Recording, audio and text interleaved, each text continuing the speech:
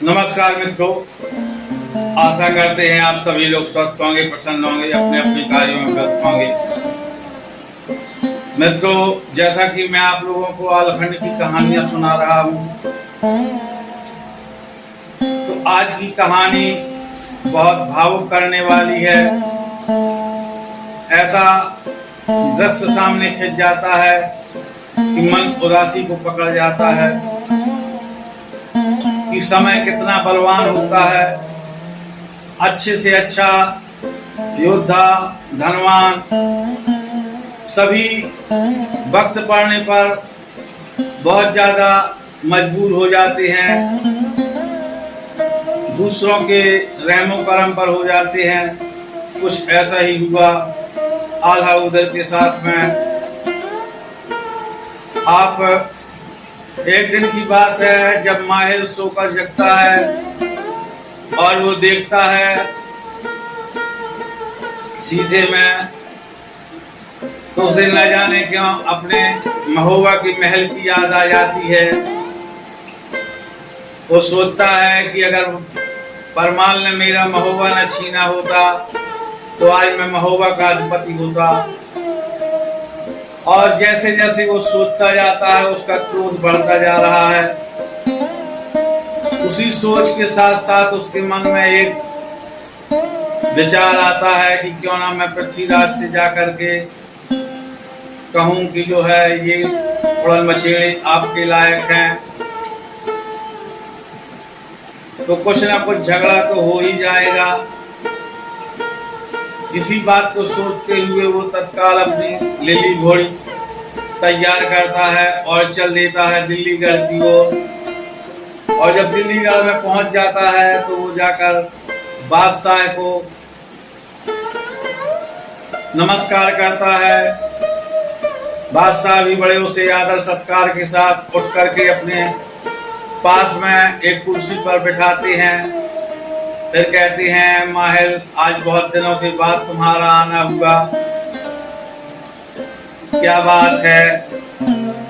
तब माहिल कहता है, मेरे लिए तो जैसे आप हैं वैसे आल्हा उदल हैं।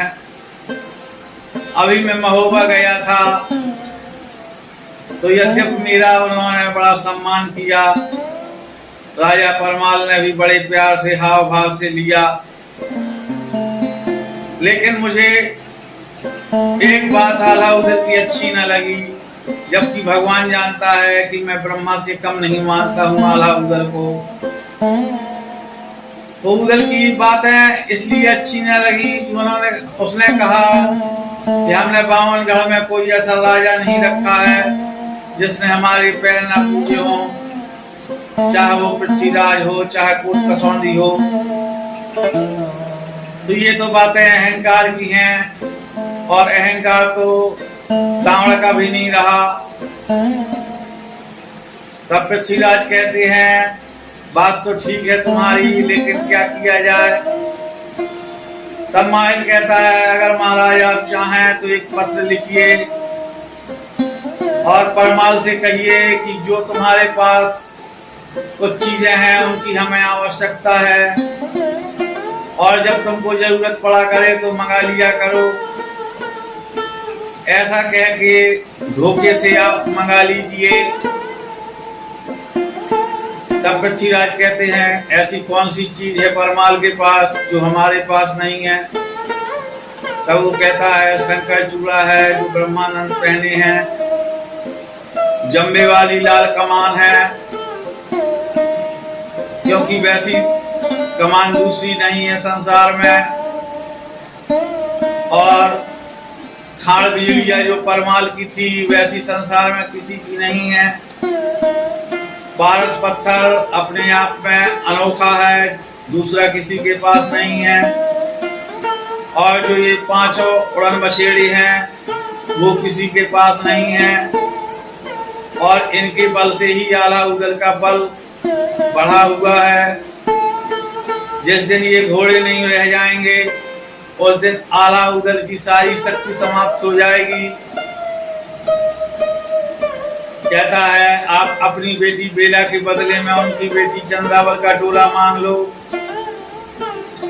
जो ग्वालियर का किला है वो मांग लो। यानी कि वो इतनी चीजें बता देते हैं जो कोई भी स्वाभिमानी व्यक्ति कभी देने के लिए तैयार ना होता। पृथ्वीराज सारी की सारी चीजें पत्र में अंकित करते हैं और माहिल से कहते हैं कि ले जाइए आप और राजा परमाल को दे दीजिएगा। माहिल सीधे दिल्ली से महोबा आते हैं और उनसे राजा परमाल से राम जोहार करते हैं। राजा परमाल उन्हें बड़े आदर सत्कार के साथ अपने पास में बिठाते हैं। तब राजा परमाल कहते हैं कि माहिर ये सब बेशकीमती चीजें हैं जिनका जिनका जिक्र पृथ्वीराज ने पत्र में किया है। तब माहिर एक मिर्च लगाने के लिए कहता है कि झगड़ा बढ़ जाए।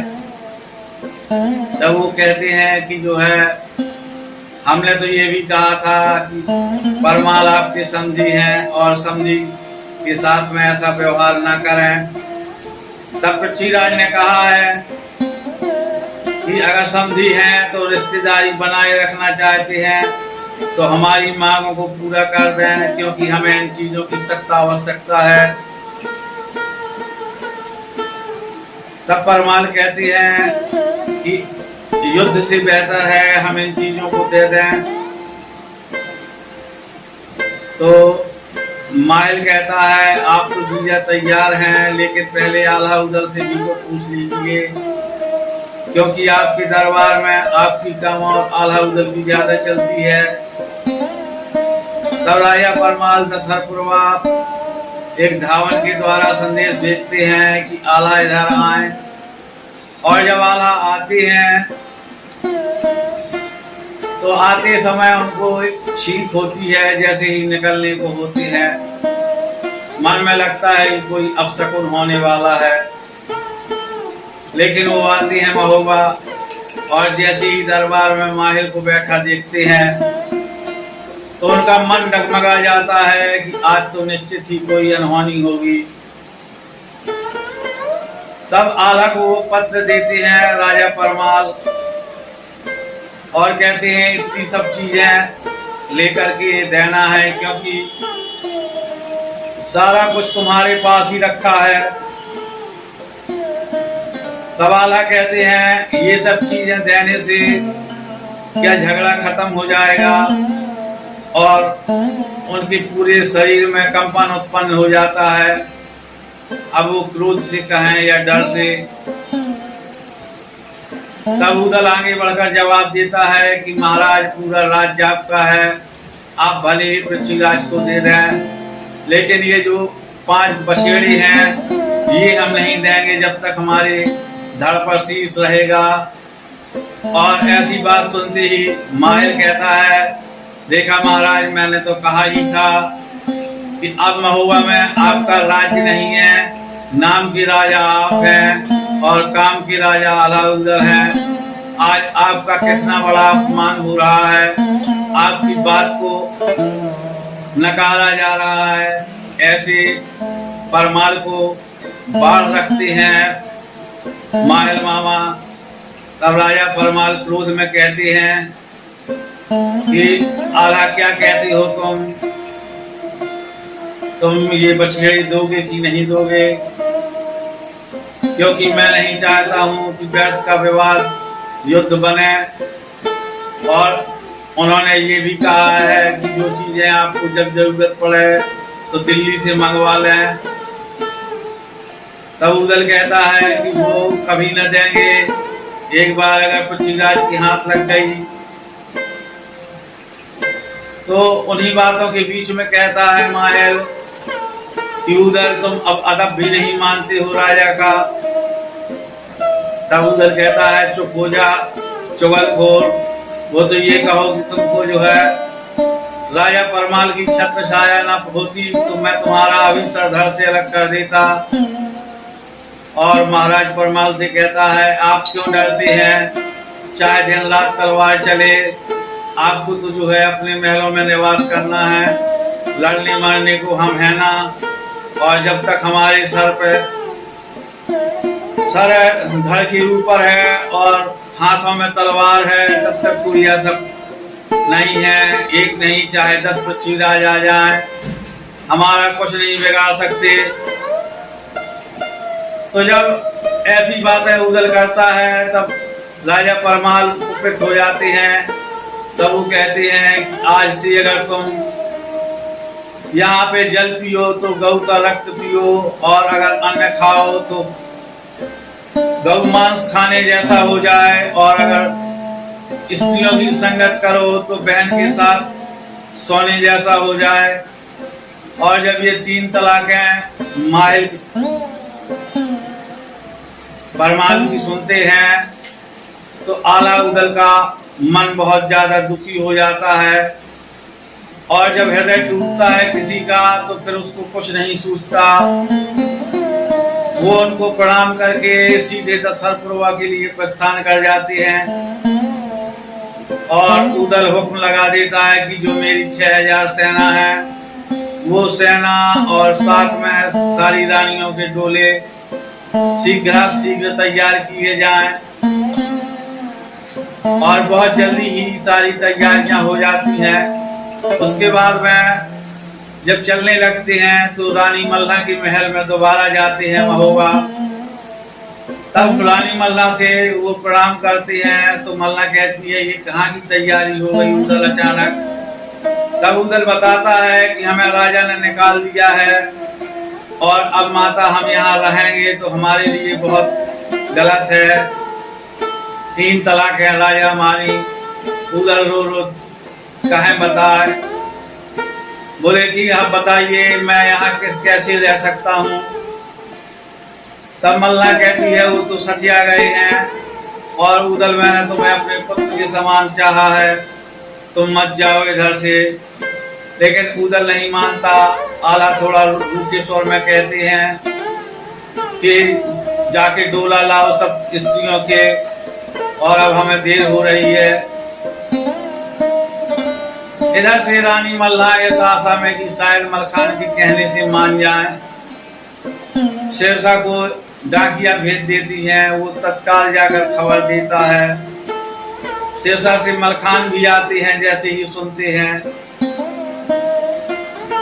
और मल्ला रानी जैसे ही उन्हें बताती हैं कि ये जा रहे हैं महोबा छोड़ के, तब वो पच्चिन्हों के सहारे से जाते हैं और बेतवा घाट पर उनसे भेंट करते हैं।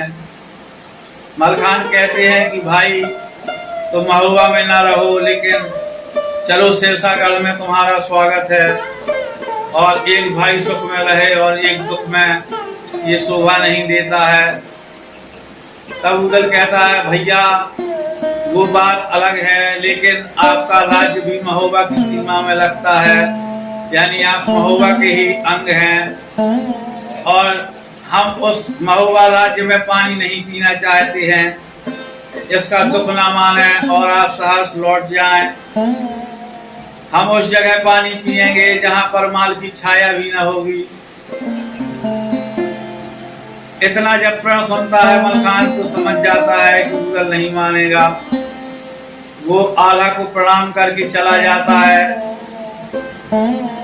उदल भी उसे प्रणाम करते हैं जाते समय। इस प्रकार वो घाट बेतवा उतर जाते हैं, और उधर से परहोल होते कालपी होते हुए पहुंचते हैं राजा जयचंद के यहाँ कन्नौज में। कन्नौज के धूरे पर वो अपनी तंबू लगा देते हैं, और जाकर के महाराज जयचंद के दरबार में पहुंचते हैं।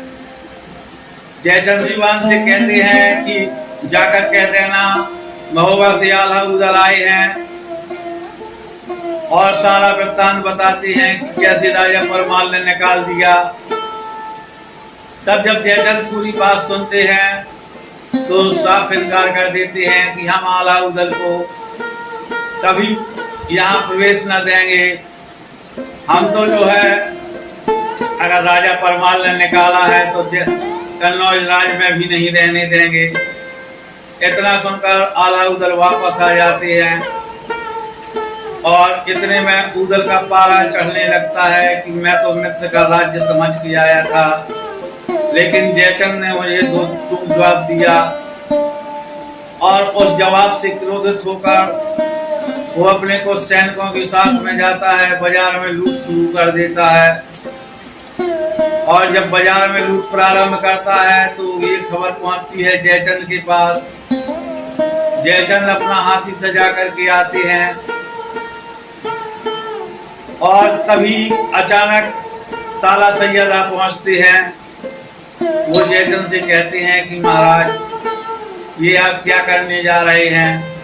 आला उदल जैसा लड़ने वाला कोई नहीं है और हमेशा बलवान को शरण देना चाहिए, और आज तो मौका आपके पास स्वयं चल करके आया है। और ये वही उदल है जिसने पृथ्वीराज के दरवाजे पर हाथी पछाड़ दिया था। तो जब ऐसी बातें सुनते हैं जयचंद तो कहते हैं मेरे भी दो हाथी हैं, जोरा भौरा। अगर आला उदल उनको पछाड़ देंगे तो मैं उनको राज्य में शरण भी दूंगा और ये जो उनके द्वारा गलती हुई है उससे भी माफ कर दूंगा। तब जयचंद कहते हैं आप एक पत्रवाहक को भेजिए धावन के द्वारा संदेश। उसी समय वो एक धावन को भेजते हैं, कहते हैं राजा जयचंद ने आपके लिए संदेशा दिया है, आप उनसे जाकर मिल लें। तब आला उदल फिर अपने हाथी और घोड़े पर आते हैं, कहते हैं कहिए महाराज क्यों बुलाया है? तब जयचंद कहते हैं मैंने सुना है तुमने हाथी पछाड़ दिया था पृथ्वीराज के दरवाजे पर। मेरे भी राज्य में दो हाथी हैं, जोरा भौरा। अगर तुम उनको पछाड़ दोगे तो तुम्हारा कनौज में प्रवेश सुनिश्चित है, तुम्हारे लिए यहाँ राजकीय शरण होगी। ये बात उदल सहर्ष स्वीकार कर लेता है और कह देता है कि महाराज इसमें आला की जरूरत भी नहीं पड़ेगी। और वो जाता है तो जयचंद के दरवाजे पर दो हाथी उसको दिखाई देते हैं। तो जाते जाते ही एक हाथी पर वो अपने भाले का बड़ा भीषण प्रहार करता है, जिस एक प्रहार से ही वो हाथी बैठ जाता है, यानी उसका प्राणांत हो जाता है। और दूसरे हाथी के दांत पकड़ के उदल उसके दोनों दांत तोड़ देता है और फिर उसकी सूंड पकड़ करके उसको घुमा देता है चारों ओर को। और फिर जब वो हाथी जमीन पर आता है तो उसका भी प्राणांत हो चुका था। ऐसी वीरता देखकर जयचंद अपने दांतों तले उंगलियां दबा लेते हैं और कहते हैं उदल तुम्हारा हृदय से स्वागत है और तुम हमारे कन्नौज में चाहे जब तक रहो। तो जब ऐसी बात होती है तो ये सभी लोग पुरुषों की सभा में जाकर बैठते हैं, रानियां जाकर के रानियों में बैठ जाती हैं। और तब राजा जयचंद ने रिजगिर का किला खाली करके देते हैं कि आप लोग वहां पर रहें, कुछ ही दूरी है। तो उस रिजगिर में जाकर के निवास बनाते हैं अपना आला उदल। और इस प्रकार से आधा निकासी का मैंने आपको संपूर्ण वृत्तांत बताया। बहुत से समय ऐसे आते हैं जब उन्हें रास्ते में पानी पीने को भी नहीं मिलता है, क्योंकि बरसात में सारा पानी प्रदूषित हो जाता है। तो इस प्रसंग को सुनाने का विशेष मतलब ये था कि मनुष्य को धैर्य नहीं खोना चाहिए, क्योंकि अच्छे अच्छे बड़े बड़े राजा और यहाँ तक भगवान पर भी संकट पड़ता है। वो आप लोग स्वयं समझदार हैं। मैं टॉपिक को ज़्यादा नहीं बढ़ाऊंगा। आप सभी लोगों को बहुत बहुत धन्यवाद। अगर चैनल पर नए हैं तो कृपया सब्सक्राइब कर लें, वीडियो को लाइक कर दें। सभी को धन्यवाद, नमस्कार।